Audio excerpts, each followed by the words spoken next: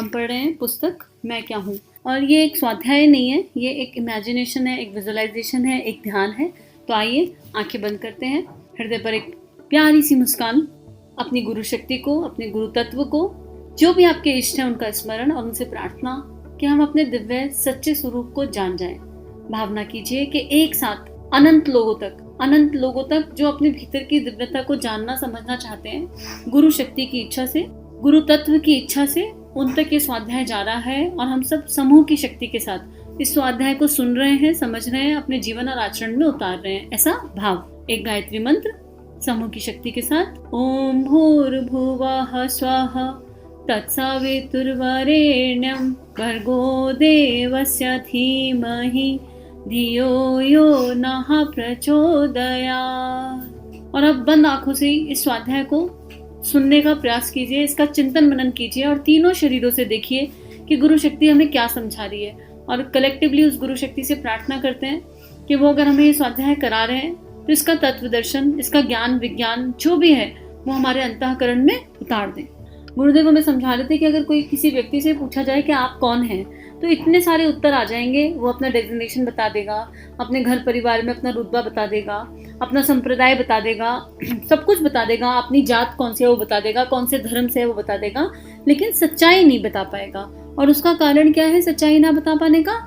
सच्चाई ना बताने पाने का कारण ये है कि हम जन्म से ही एक बोरोड जीवन जी रहे हैं। एक बच्चा जब जन्म लेता है तो वो नित्य शुद्ध बुद्ध है, वो देवीय चेतना से कनेक्टेड है, और माता पिता ने, लोगों ने उसको नाम दिया और धीरे धीरे आइडेंटिटी डेवलप हुई तो उस नाम के साथ हुई। तो बचपन से ही उधार के जीवन पे तो चल रहे हैं, अपना तो कुछ है ही नहीं, अपना तो कुछ जाना समझा ही नहीं उसी एज से, और वो उस नाम को ही सत्य मान लिया जो नाम बाहर से मिला। मम्मी ने बोल दिया तुम इला हो, तो बस मन ने मान लिया कि मैं इला हूँ, और अब सब कुछ इस इला से जुड़ गया। और जो इला थी भ्रम, ये इला सत्य थोड़े ना है, हमारा नाम कोई सत्य थोड़े ना है, ये तो एक वस्त्र है और इस वस्त्र को एक नाम मिल गया, इला शरीर रूपी वस्त्र को। तो गुरुदेव इसी को आगे समझा रहे हैं कि उत्तर देने वाला यथार्थ में अपने आप को वैसा ही मानता है, इसलिए वो ये उत्तर देता है। शरीर भाव में मनुष्य इतना खो गया है, इतना तल्लीन हो गया है कि वह स्वयं को शरीर ही मान बैठा है, और वो इसलिए क्योंकि ये हमारा अनुभव है, ये हमने एक्सपीरियंस किया है अपने सोशल फोल्डर से, अपने पेरेंटल फोल्डर से। लेकिन हमको विवेक मिला है ना, और जब विवेक मिला है तो एक टाइम पर आकर तो ये सोचना चाहिए ना, जब आप चारों तरफ नजर घुमाते हो तो आप देखते हो कि मच्छर भी हैं, मक्खियां भी हैं, कुत्ते भी हैं, बिल्ली भी हैं, इतनी सारी योनियां हैं। तो फिर मनुष्य योनि में कुछ तो विशेषता है, और अगर विशेष योनि है जिसमें बोल सकते हैं, चल सकते हैं, खा सकते हैं, उठ सकते हैं, बैठ सकते हैं, इतना कुछ कर सकते हैं, और हम मनुष्य योनि में आए हैं, तो कोई तो कारण होगा। बस अंदर से वो प्रश्न उठने की देर है, और जब जिज्ञासु के जैसे प्रश्न उठता है तो फिर बाहर की चीजों में मन लगना धीरे धीरे बंद हो जाता है। आप बाहर संसारिक कुछ भी कर लो, आप इंद्रियों को कितना मर्जी पोषण दे दो, पर एक टाइम पर आकर एक रेस्टलेसनेस क्रिएट होने लगती है। तो गुरुदेव लिख रहे हैं, वंश, वर्ण, व्यवसाय या पद शरीर का होता है। शरीर मनुष्य का एक परिधान है, परिधान मतलब वस्त्र है, औजार है, इंस्ट्रूमेंट है, क्योंकि इस शरीर का उतना ध्यान रखना है बैलेंस फॉर्म में कि इस शरीर के माध्यम से उस परमात्मा को प्राप्त किया जा सके। परंतु भ्रम और अज्ञान के कारण मनुष्य अपने आप को शरीर ही मान बैठता है और शरीर के स्वार्थ तथा अपने स्वार्थ को एक कर लेता है। अब ये देखो, ये लाइन कितनी अच्छी है, शरीर के स्वार्थ और अपने स्वार्थ को एक कर लेता है। मैं शरीर नहीं हूँ, लेकिन फिर भी मैंने अपनी रिक्वायरमेंट्स वही मान ली है जो शरीर की रिक्वायरमेंट है। आपको गुलाब जामुन पसंद है, लेकिन शरीर की क्षमता क्वांटिफाइड है, आप कितना खा लोगे। गुलाब जामुन पसंद है, कितना खा लोगे, 10, 15, 20, 25 एक बार में? कहीं तो आकर कहोगे कि बस अब उफ हो गया, अब नहीं खाया जा रहा। ये शरीर की रिक्वायरमेंट हुई जिसको हम क्वांटिटी में मेजर कर सकते हैं। लेकिन मेरी आत्मा की रिक्वायरमेंट, मैं शरीर नहीं हूँ, मैं शरीर से बड़ी एक आइडेंटिटी हूँ, एक मेरा अपना एक वजूद है इस ब्रह्मांड में, क्योंकि मैं ये ब्रह्मांड हूँ, तो इसकी रिक्वायरमेंट अलग है। जरा चिंतन करो कि क्या रिक्वायरमेंट है मेरी। प्यार, प्रेम, हर आत्मा प्रेम ढूंढ रही है।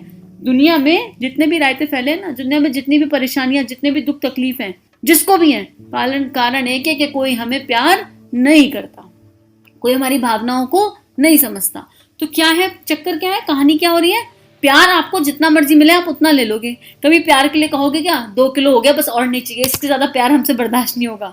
अगर उस प्यार में अटैचमेंट का संपुट है, आसक्ति का संपुट है या कंट्रोलिंग पावर है तो बात अलग है। लेकिन जब निश्चल प्रेम मिलता है, जब गुरु शक्ति का प्रेम मिलता है, जब परमात्मा का प्रेम मिलता है, या फिर कोई हमारे आसपास एक ऐसी एनर्जी हो जो डिवोशन के साथ हमें प्यार करती हो, तो हम कभी कहेंगे क्या नहीं बस और नहीं, अब तुम्हारे प्यार से हमारा पेट भर गया? नहीं कहते ना, क्योंकि आत्मा की रिक्वायरमेंट अलग है और शरीर की रिक्वायरमेंट अलग है। पर हम इतना लॉस्ट हो गए हैं, हम इतना कंफ्यूज हो गए हैं कि हमने दोनों को मिक्स कर दिया है, और उस मिक्सिंग में हम जो है अशांति के, चिंताओं के और व्यथाओं के घर बन गए हैं। क्योंकि हमको समझ ही नहीं आ रहा कि हम टेम्परेरी की तरफ भागते जा रहे हैं, और जो आत्मा की, जो मेरे विराट में की परमानेंट रिक्वायरमेंट है उसकी तरफ फोकस ही नहीं है। हर इंसान खुश रहना चाहता है। कोई ऐसा है जो जिसको लगता है नहीं खुशी का क्या करेंगे, खुश रह के क्या ही मिलने वाला है कोई ऐसा?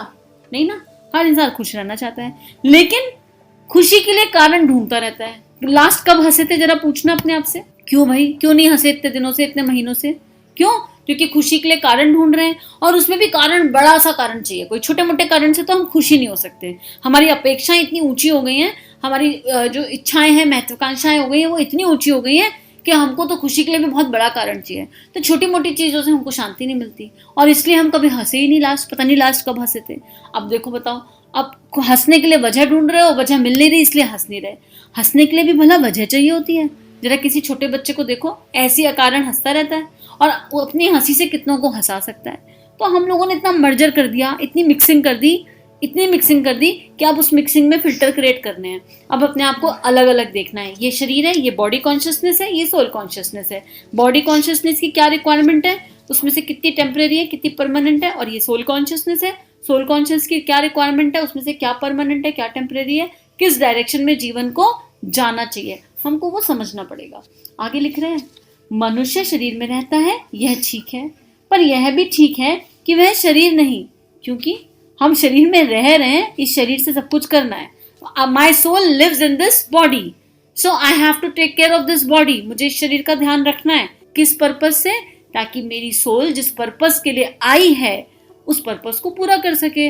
अगर मुझे हारमोनियम बजाना आता है तो हारमोनियम इंस्ट्रूमेंट है, लेकिन बजाने वाली तो मेरी उंगलियां ही है ना। बजाने वाला तो मेरे अंदर मेरी वो प्रतिभा छुपी हुई है। शरीर थोड़ा ना हारमोनियम बजा रहा है, शरीर से थोड़ा ना बज रहा है। अंदर प्रतिभा है, एक एनर्जी है जिससे हारमोनियम बज रहा है। तो हारमोनियम की भी उतनी रिक्वायरमेंट है। मेरे पास प्रतिभा है हारमोनियम बजाने की, पर सामने हारमोनियम नहीं है तो कैसे बजाऊंगी? तो सोल है, एक एनर्जी है, आत्मा है, उसको परमात्मा से मिलना था, उसको अपने कर्म क्षय करने थे, तो उसने एक शरीर चुन लिया। इस शरीर के बिना भगवान से नहीं मिला जा सकता। शरीर चुना था तो पूरा ज्ञान विवेक था उस समय। शरीर में आए तो स्मृति भंग हो गई, स्मृति भंग हुई तो मामला गड़बड़ा गया।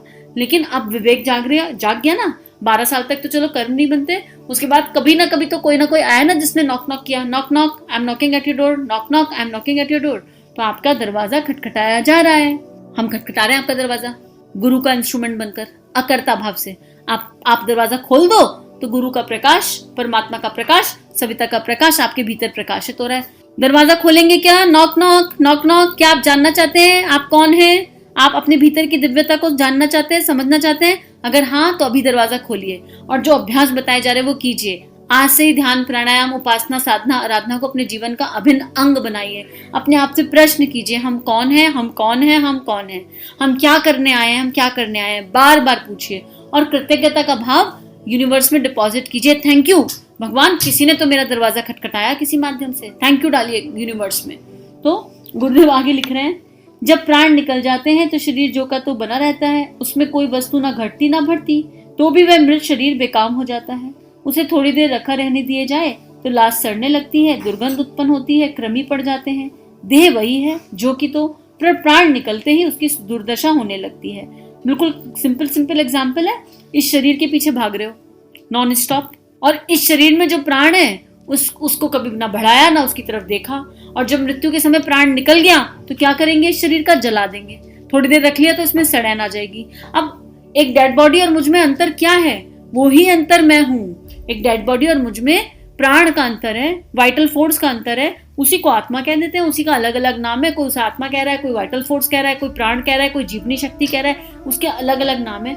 लेकिन मुझे ये जानना तो पड़ेगा ना कि मेरे भीतर वो कौन सी शक्ति है जो इस शरीर को इतनी सुंदरता से चला रही है, और जब वो बाहर निकल जाती है तो 24 घंटे में शरीर में बदबू आने लगती है। वो कौन सी शक्ति है, उसको जानने के लिए अपने भीतर जानना पड़ेगा। और यकीन मानिए यात्रा अनुभव की है, यात्रा अनुभूति की है। इसलिए कहा कि स्वाध्याय को ध्यान के जैसे करो, आंख बंद करो और अपने लिए नहीं करो, हमारे लिए करो। हम एक समूह के साथ, कलयुग है, संधि युग है, बहुत सारे लोगों के अंदर का सतयुग जगाना है अपने साथ साथ। अकेले चले जाएंगे तो क्या ही हासिल होगा, कुछ हासिल नहीं होने वाला है ना। तो आंख बंद करके विजुलाइज करना है कि एक बड़ा सा समूह जो ज्ञान यज्ञ की मशाल है ना, वो समूह की शक्ति है। एक बड़ा सा समूह एक साथ बैठकर इस स्वाध्याय को सुन रहा है, समझ रहा है, और जो जिसके लिए बेस्ट है उसे परमात्मा वो दे रहा है। देने वाली सत्ता वो परम सत्ता है। हम लोग बस माध्यम है एक दूसरे के लिए। We are the medium. आप लोग के माध्यम से मैं पढ़ रही हूँ, मेरे माध्यम से आप पढ़ रहे हो। क्योंकि जब मैं कलेक्टिव कॉन्शियसनेस को विजुलाइज कर रही हूँ तो डेफिनेटली कलेक्टिव कॉन्शियसनेस के थॉट्स मेरे अंदर ट्रैवल करेंगे और वाणी मेरी दिखेगी एज एन इंस्ट्रूमेंट, लेकिन कलेक्टिव कॉन्शियसनेस ही बोलेगी। यहाँ पर ये बहुत एक, इसको सब समझने की कोशिश करेंगे तो समझ में आएगा भावनाओं के साथ।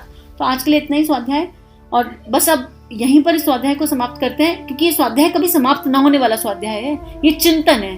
तो यहाँ पर इस चिंतन को समाप्त करते हैं कि अब हम अपने आप से पूछ लें कि भैया हम इस मनुष्य शरीर में रहते हैं तो कौन है जो अंदर रहता है इस मनुष्य शरीर में, और वो क्यों आया है धरती पर, वो जान लें, वो समझ लें। और अगर हम वो समझ गए तो फिर हमको समझ में आ जाएगा कि हम शरीर नहीं, हम आत्मा है। We are much bigger than this body. आज के लिए इतना ही। सभी को प्रणाम। आप सभी के भीतर विराजित उस परम सत्ता को प्रणाम। हम सभी का जीवन गुरु शक्ति के दिव्य सूक्ष्म सानिध्य में मंगलमय है।